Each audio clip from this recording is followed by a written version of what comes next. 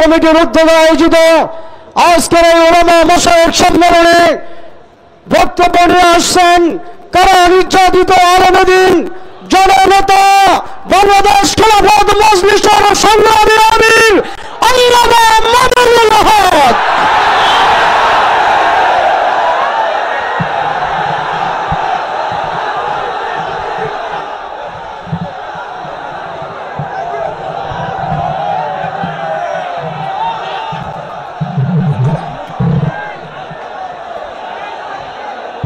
السلام عليكم ورحمة الله. الحمد لله رب العالمين والصلاة والسلام على سيد الأنبياء والمرسلين وعلى آله وأصحابه ومن تبعهم ودعا بدعوتهم إلى يوم الدين. أما بعد، أعوذ بالله من الشيطان الرجيم. بسم الله الرحمن الرحيم. ويا أهل الكتاب تعالوا إلى كلمة سواء بيننا وبينكم ألا نعبد إلا الله ولا نشرك به شيئا ولا يتخذ بعضنا بعضا أربابا من دون الله. صدق الله العظيم. ইসলামী আন্দোলন বাংলাদেশের উদ্যোগে আয়োজিত চরমনাই দরবারে অনুষ্ঠিত আজকের এই ঐতিহাসিক উলামা মাশায়েখ সম্মেলনে উপস্থিত ইসলামী আন্দোলন বাংলাদেশের মোহতারাম আমির পীর সাহেব চরমনাই সৈয়দ রেজাউল করিম হাফিজাহুল্লাহ, অন্যান্য শীর্ষ উলামায়ে কেরাম এবং সমবেত উলামা মাশায়েখ ও আমার প্রাণপ্রিয় ধর্মপ্রাণ মুসলমান ভাই ও বন্ধুগণ, সংক্ষিপ্ত পরিসরে কয়েকটি কথা। আজকের বাংলাদেশের বিশেষত জাতীয় রাজনৈতিক প্রেক্ষাপটে উলামায়ে কেরামের সামনে এক ঐতিহাসিক সুযোগ এসেছে এবং সুযোগ আসার কারণে তাদের কাঁধে ঐতিহাসিক জিম্মাদারি এবং দায়িত্ব বর্তেছে। আমরা যদি আজকের এই প্রেক্ষাপটে আমাদের দায়িত্ব পালনে ব্যর্থ হই, ইতিহাস আমাদেরকে ক্ষমা করবে না। এই জন্য যাদের কাঁধে দায়িত্বের বোঝা, আমরা শুধুমাত্র এক একজন ব্যক্তি নই। যেমন ইতিপূর্বে অনেক ভাই বলেছেন, হযরত শাইখুল হাদিস আল্লামা আজিজুল হক রাহমাতুল্লাহ আলাইহির দায়িত্বের জোয়াল এখন আমার কাঁধে। হযরত পীর সাহেব মরহুম সৈয়দ ফজলুল করিম রাহমাতুল্লাহ আলাইহির দায়িত্বের বোঝা আমাদের বর্তমান হযরত পীর সাহেবের উপর। মুফতি ফজলুল হক আমিনী রাহমাতুল্লাহ আলাইহি সহ আকাবিরদের দায়িত্বের বোঝা আমাদের ভাই মাওলানা মুফতি সাখাওয়াত হোসেন রাজির কাঁধে। এমনি ভাবে আমরা বর্তমান প্রজন্ম আমাদের পূর্বসূরীদের রেখে যাওয়া একটি সুন্দর প্ল্যাটফর্মের উপর আজকে আমরা দাঁড়িয়ে আল্লাহর দ্বীনের কাজ করার সুযোগ পেয়েছি। কাজে এই জায়গা থেকে আজকের এই জাতিকে যদি আমরা নেতৃত্ব দিতে, যথাযথ দিক নির্দেশনা দিতে যদি আমরা ব্যর্থ হই, তাহলে আমাদেরকে অনেক বড় মাসুল গুনতে হবে দুনিয়াতেও এবং আখিরাতেও। আমি আজকের যে জাতীয় চাহিদা, বিশেষ করে সারা বাংলাদেশের সকল ধর্মপ্রাণ শুধু নয়, যারা ধর্মকে ভালোবাসে অন্তত তারা ইসলাম প্রেমী সকল মানুষের অভিন্ন চাহিদা হলো ইসলামী নেতৃত্ব তারা ঐক্যবদ্ধভাবে জাতির সামনে অগ্রসর হোক, জাতির সামনে উপস্থিত হোক। আমি আমার দীর্ঘ যে পর্যবেক্ষণ বাংলাদেশের ধর্মীয় এবং রাজনৈতিক অঙ্গন নিয়ে, সেটা আমি দেখি যে বাংলাদেশে আমরা আলহামদুলিল্লাহ ইসলামিক দৃষ্টিকোণ থেকে আমাদের পার্শ্ববর্তী উপমহাদেশের অন্যান্য দেশের তুলনায় আমরা অনেক সহনশীল একটি জায়গায় রয়েছি। আমাদের বাংলাদেশে ইসলামপন্থীদের মধ্যে পারস্পরিক ঈমান এবং কুফরির কোনো ইখতিলাফ নেই, মতবিরোধ নেই, যেটা আমাদের পার্শ্ববর্তী দেশগুলোতে রয়েছে। সেখানে শিয়া সুন্নির মতো জটিল বিরোধ রয়েছে। এরপরেও সেই সকল দেশগুলোতে আমাদের ওলামায়ে দেওবন্দ তারা নেতৃত্ব দিয়ে সেই শিয়া সুন্নি সহ অন্যান্য বাতিল পন্থীদেরকেও বৃহত্তর ঐক্যের মধ্যে তারা তাদেরকে শামিল করে জাতির সামনে ঐক্যবদ্ধভাবে নিজেরা উপস্থিত হয়েছেন।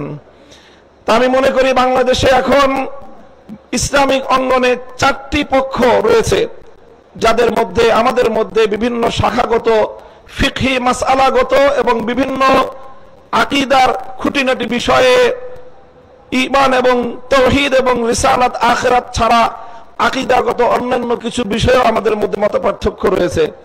তবে আমরা সকলে একটি কথায় একমত, সেটি হলো আল্লাহর জমিনে আমরা ইসলামী হুকুমত কায়েম করতে চাই। এই এক কথার ভিত্তিতে এটাই হোক আমাদের আগামী দিনের রাজনৈতিক ঐক্যের বুনিয়াদ। যারা যারা আল্লাহর জমিনে কোরআনী শাসন কায়েম করতে চায় তারা আমরা আগামী দিনে একটি ব্যালট বাক্স নিয়ে জাতির সামনে আমরা এক মঞ্চে হাজির হব। আমি মনে করি বাংলাদেশে অনেকগুলো ইসলামিক মহল থাকলেও বাংলাদেশে ধর্মীয় এবং ইসলামী সেক্টরের কিয়াদত উলামায়ে দেওবন্দের হাতে। এটার মধ্যে কোনো ধরনের দ্বিমত অথবা কোনো সংশয়ের কোনো অবকাশ নেই।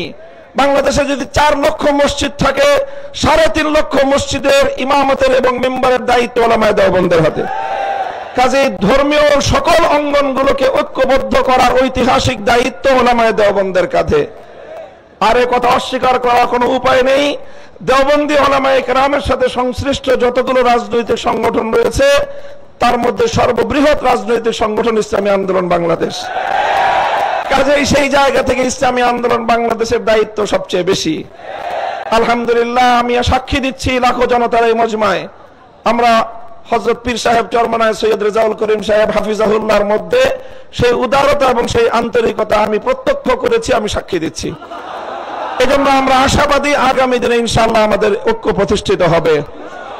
এই জন্য আমাদের যেই কথা আমরা একমত সেটা হলো, আগে আমাদের উলামায়ে দেওবন্দের নেতৃত্বে যে সকল রাজনৈতিক সংগঠনগুলো পরিচালিত হচ্ছে আমরা আমাদের মধ্যে আমাদের ঐক্যকে আরো সংহত এবং মজবুত করব।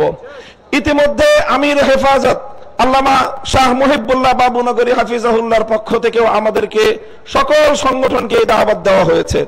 কাজে ইনশাআল্লাহ আমরা আশা করছি যে অদূর ভবিষ্যতে অনতি বিলম্বে আমাদের ঘরানার সবগুলো রাজনৈতিক সংগঠন আমরা সীসাডালা প্রাচীরের মতো ঐক্যবদ্ধ হব। এরপরে বাংলাদেশে অপর 3টি ইসলামী ধারাকেও রাজনীতির ক্ষেত্রে আল্লাহর জমিনে ইসলামী হুকুমত কায়েম করার জন্য তাদেরকেও আমরা তাদের কাছে দাওয়াত নিয়ে যাব ইনশাআল্লাহ।